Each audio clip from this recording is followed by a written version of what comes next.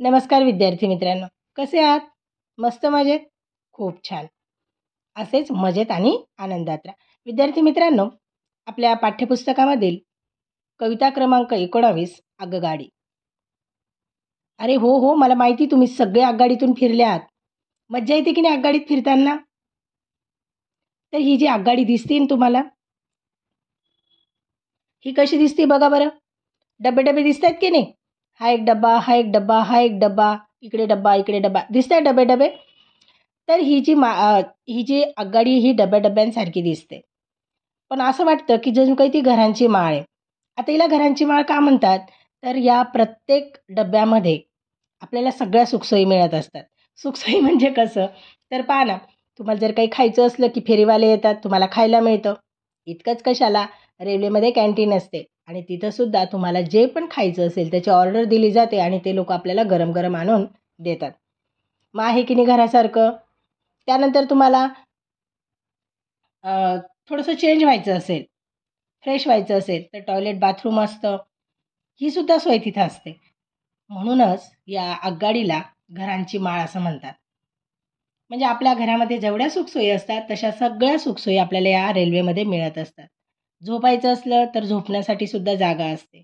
बसायचं असेल तर निवांत सोफा सेटसारखं बसायला सुद्धा आपल्याला तिथे जागा असते. तर अशी ही झुकझुक गाडी ही कविता आज आपण अभ्यासणार आहोत. या कवितेचे कवी आहेत शंकर विटणकर.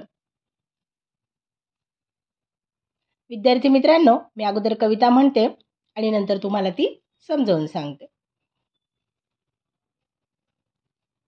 झुकझुक गाडी घरांची माळ, झुकझुक गाडी घरांची माळ, चालती फिरती अजब चाळ, चालती फिरती अजब चाळ. धावत जाते गावोगाव, धावत जाते गावोगाव, हुंदडत फिरते गावनगाव, हुंदडत फिरते गावनगाव. पाऊस वाऱ्याची नसे भीती, पाऊस वाऱ्याची नसे भीती, वाटेत वादळ असो किती, पाऊस वाऱ्याची नसे भीती, वाटेत वादळ असो किती. तिला न अडवी नदी पहाड, टाटा म्हणते झाडन झाड, तिला न अडवी नदी पहाड, टाटा म्हणते झाडन झाड. छंद म्हणा की उद्योग खरा, छंद म्हणा की उद्योग खरा, सर्वांना पोचवी घराघरा, सर्वांना पोचवी घराघरा. छंद म्हणा की उद्योग खरा, सर्वांना पोचवी घराघरा. आहे की नाही सुंदर कविता? चला तर मग आता आपण तिची जे पद आहेत ते समजून घेऊया. पहा, झुकझुक गाडी घरांची माळ, चालती फिरती अजब चाळ. आता विद्यार्थी मित्रांनो, झुकझुक गाडी जी आहे, आगीन गाडी म्हणतात तिला, ती झुकझुक गाडी जी आहे ती घरांची माळ आहे. आवाज तिचा झुक झुक झुक असा येत असतो आणि ही घरांची माळ जणू काही घरांची माळ आहे असं वाटतं. आणि ती चालती फिरती अजब चाळ आहे. चाळ म्हणजे काय? जिथं आपण राहतो ती वस्ती.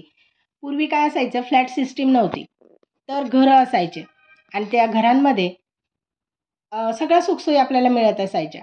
आणि ती एक प्रकारची घरांची अशी चाळ असते, म्हणजे लाईन असते आणि त्या चाळीला नावं वगैरे दिलेली असायची. तर ही रेल्वेसुद्धा तशीच आहे. हिचे सगळे डब्यांची लाईनच्या लाईन आहे. जणू काही ही अजब अशी चाळ आहे. कारण चाळ ही एका ठिकाणी स्थिर राहते. ही मात्र चालती फिरते आहे. आणि म्हणून कवी शंकर विटणकर म्हणतायत की झुकझुक गाडी घरांची माळ, चालती फिरती अजब चाळ. तर ही घरं कशी आहेत? तर चालती फिरती आहेत. म्हणजे यांची चाळ कशी झाली? चालती फिरती. धावत जाते गावोगाव, हुंदडत फिरते गावनगाव. आता ही जी आगगाडी आहे, तर ही सारखी धावत जाते. मग ही एका गावालाच राहते का? अजिबात नाही. ती सारखी फिरत राहते, हुंदडत राहते.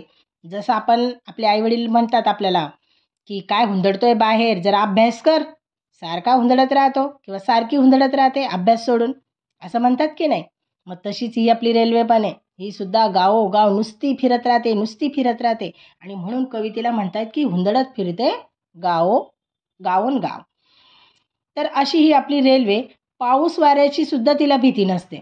म्हणजे जरी पाऊस पडत असला ना, तरी ही आपली झुकझुक, झुकझुक, झुकझुक चालतच राहते. वादळ आलं तरीही चालत राहते. म्हणजे पाऊस वाऱ्याची तिला भीती नसते. वादळ आलं तरी ती घाबरत नाही. तर अशी पाऊस वाऱ्याची नसे भीती, वाटेत वादळ असो किती. किती पण वादळ असू द्या, किती पाऊस असू द्या, ही कुणालाच घाबरत नाही. ही आपली सरळ चालतच राहते. तिला न आडवी नदी पहाड टाटा म्हणते झाडण झाड. आता पहा, तिला नदी अडवत नाही की पहाड अडवत नाही, ती सगळं ओलांडून पुढे निघत असते. आता नदीवरती पूल केलेले असतात, त्यामुळे त्या पुलावरून ती निघून जाते. म्हणजे मग तिला नदी अडवते का? तर नाही. पहाड असेल तर पहाडामध्ये बोगदारे केलेले असतात आणि त्या बोगद्यातून ही गाडी पास होत असते. त्यामुळे तिला नदी पण अडवू शकत नाही, पहाडही अडवू शकत नाही. आणि रस्त्यावरची जी झाडं असतात ना, ती तिला टाटा म्हणतात, बाय बाय म्हणत असतात. तिला न अडवी नदी पहाड टाटा म्हणते झाडण झाड. आणि अशा प्रकारे तिला नदी पहाड काहीही अडवत नाही आणि ती सगळे तिला टाटा म्हणतात, म्हणजे झाडण झाड. प्रत्येक झाड तिला टाटा म्हणतं आणि ही रेल्वे पुढे निघत असते. छंद म्हणा की उद्योग खरा, सर्वांना पोचवी घराघरा.